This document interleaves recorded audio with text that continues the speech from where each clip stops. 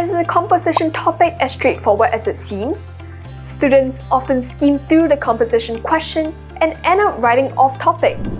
I have learned from my Writers at Work teachers that before even writing my compo, I must first accomplish one important thing: unpack and analyze the compo question.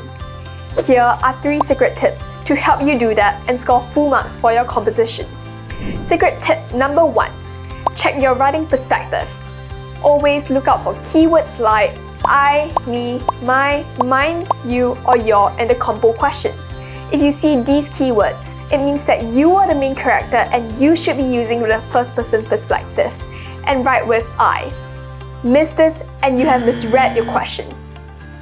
Secret tip number 2.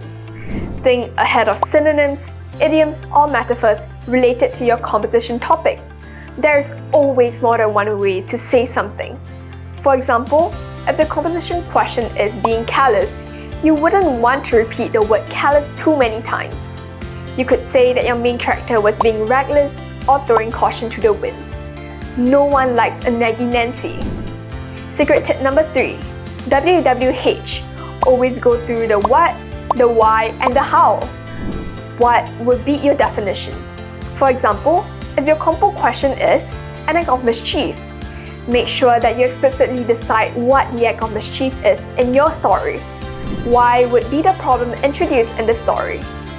For example, if the compo question again is an act of mischief, define why the act is considered mischievous and what consequences it could possibly come with. Lastly, the how. How would be the solution for the story? Did the main character face a consequence or did they get away with it? How does the story conclude? Make sure you checklist your WWH against the composition question before you start writing.